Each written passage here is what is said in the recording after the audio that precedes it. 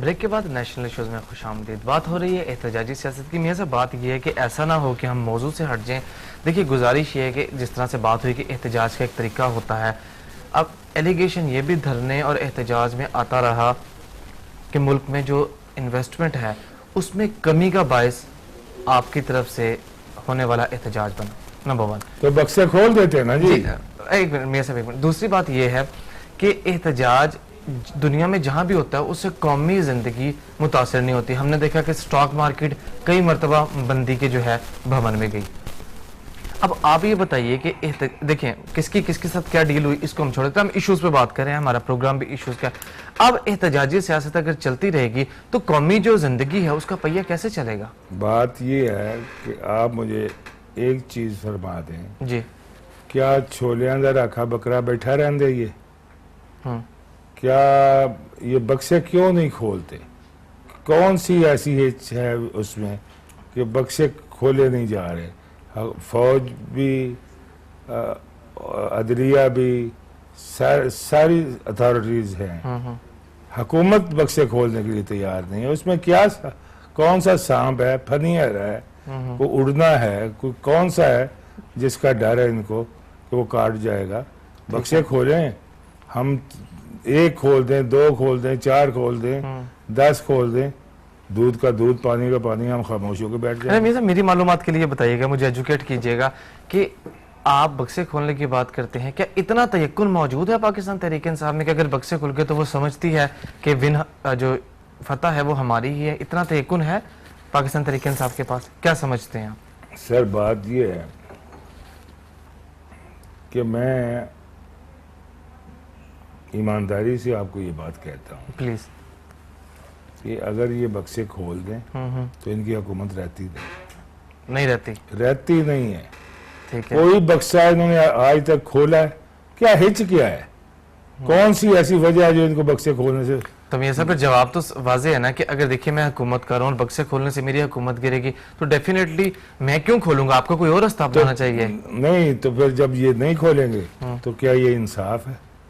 क्या ये हुकूमत जो है वो वोटों से आई है? अगर वोटों से आई है तो ये हुकूमत करें, अगर वोटों से नहीं आई तो जिस तरह आए हैं उस तरह जाएं।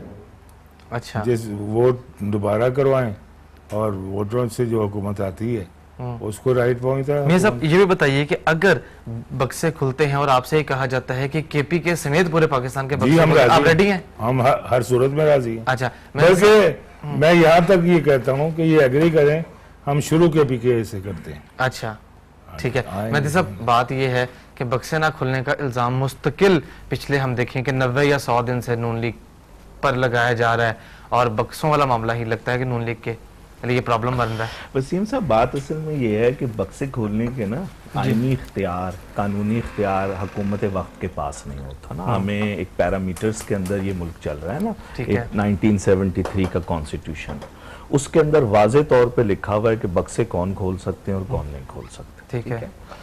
ये पहले देखना पड़ेगा कि वो बक्से खोलने के लिए इन्होंने कोशिश की है, ये कोशिश कर रहे हैं, जो इनको जो रेमेडीज थी ये उन रेमेडीज के पास गए हैं।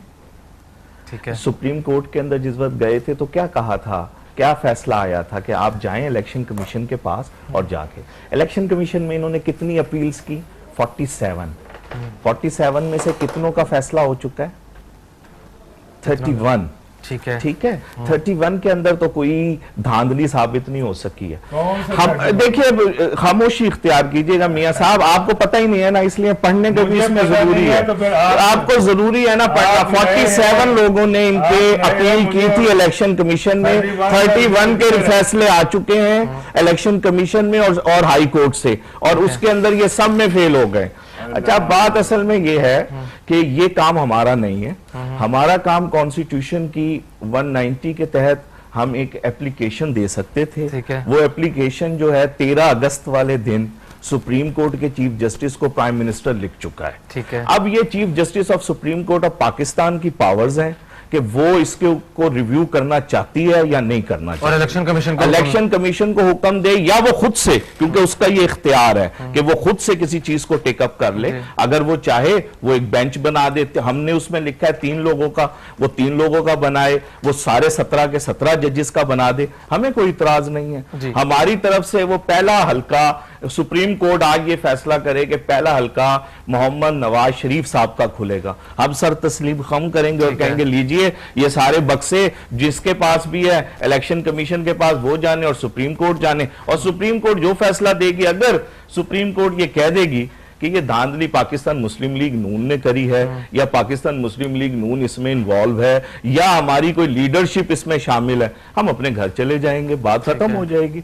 सुप्रीम कोर्ट ये सब कुछ कर सकती है, हम जो कर सकते थे हमने कर दिया, अब इससे ज्यादा हम नहीं कुछ कर सकते। हम कोई डब्बा नहीं खोल सकते, ये हमारा इख्तियार नहीं है डब्बे खोलने का। डब्बे खोलने का इख्तियार इलेक्शन कमीशन के पास है, उसके बाद हाई कोर्ट के पास है, ये जा चुके हैं इनकी जो है। आप एक और बात देखिएगा वसीम साहब, इनके कितने लोग खड़े हुए थे पूरे पाकिस्तान से, सारे हलकों से। मियां साहब फरमाएंगे इनके नेशनल असेंबली के कितने लोग इलेक्शन लड़ रहे थे, अगर ये ना बताएं तो फिर मैं बताऊंगा।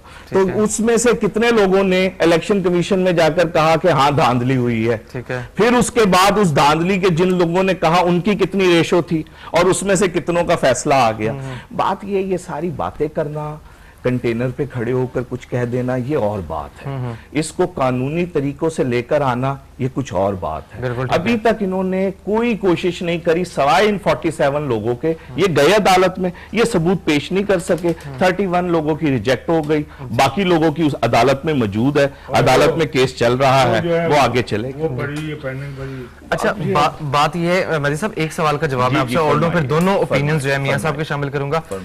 पीटीआई और ये भी कहती है, पीटीआई और साथ इनके जो हम ख्याल लोग हैं, कि चीफ इलेक्शन कमिश्नर के मामले पर पाकिस्तान मुस्लिम लीग नून जिसकी हुकूमत है और पीपल्स पार्टी जिसके साथ वो मुफाहमत की सियासत करिए, संजीदगी नजर नहीं आ रही। यानी आपकी पार्टी पे एक इल्जाम लगता है कि आप संजीदा नहीं है। दूसरी तरफ हुआ ये कि फखरू भाई जो हैं उन्हें चीफ इलेक्शन कमिश्नर बनाया और जो भी हुआ पीटीआई की तरफ से तहफ़्फ़ुज़ात का इज़हार किया गया, उन्होंने वो सीट छोड़ दी और 1.5 साल से चीफ इलेक्शन कमिश्नर हमारे पास नहीं है। अब होता यह है कि जिस भी मुअज़्ज़ज़ जज का नाम सजेस्ट किया जाता है वो माफी मांग लेते हैं, वो पीछे हट जाते हैं, क्योंकि फखरू भाई के साथ जो हुई वो सारी कौम ने देखी। अब क्या आपकी संजीदगी नहीं है? देखिए वसीम साहब, फिर मैं अर्ज करूंगा, फखरू भाई कैसे आए थे? फखरू भाई हमने नहीं नाम दिया था मुस्लिम, ये पाकिस्तान के कॉन्स्टिट्यूशन के तहत है कि जो वजीर आजम है और जो कायदे हिज़्ब इख्तलाफ है वो दोनों मिलकर चीफ इलेक्शन कमिश्नर को पाए, ऐसा ही है? जी ठीक है। अच्छा, हमने नहीं नाम दिया था, फखरू भाई का नाम इमरान खान साहब ने दिया था, जबकि इमरान खान साहब की प्रेजेंस नहीं थी नेशनल असेंबली के अंदर, ये भी याद रखिएगा। इमरान खान साहब ने फखरू इमरान खान साहब की बड़ी इज्जत की है जी, बड़ी बड़ी तकरीरें की थी, हमने नहीं नाम दिया था। अच्छा, अभी भी देखिए, हमने कोशिश की और कोशिश कर रहे हैं। हमने कोशिश करी राना भगवान दास साहब के साथ, हमने कोशिश करी तसद्दुक हुसैन जिलानी, लेकिन दोनों आपने माजरत कर ली। क्यों माजरत कर ली? ये भी तो आपको बताना चाहिए। फखरू भाई के साथ जो हुआ वो सबके सामने। ये नहीं सिर्फ बात है, आपने जब पब्लिकली खड़े होकर कहा कि जिलानी साहब अगर तुम बन गए तो मैं तुम्हें नहीं छोड़ूंगा, तो फिर उसके बाद कोई भी शरीफ आदमी ना जी अपनी इज्जत बचाएगा। वैसे भी आपने मई के महीने में कहा कि जिलानी से बेहतर आदमी कोई नहीं है, रिकॉर्ड की बातें कर रहा हूं मैं, इधर उधर की लफाजी करने की आदत नहीं है। तो इमरान खान साहब ने फरमाया कि जिलानी साहब बेस्ट जज है, ठीक है। अब उन्हें पता चला अक्टूबर के महीने में कि नहीं, जिलानी साहब तो बहुत बुरे आदमी है और जिलानी साहब को ये नहीं होना चाहिए। बात असल में ये भाई कि हम अपनी सी पूरी कोशिश कर रहे हैं और इत्तफाक से कायदे हिज़्ब इख्तिलाफ साहब जो थे वो कुछ अरसे से पाकिस्तान में नहीं थे, गालबन कल पाकिस्तान वापस आ रहे हैं, ठीक है, और कल ही प्राइम मिनिस्टर साहब सार्क कॉन्फ्रेंस से वापस आ जाएंगे। मुझे ये उम्मीद है कि मामला आगे बढ़ेगा, नहीं है कि ये मामला आगे बढ़ेगा।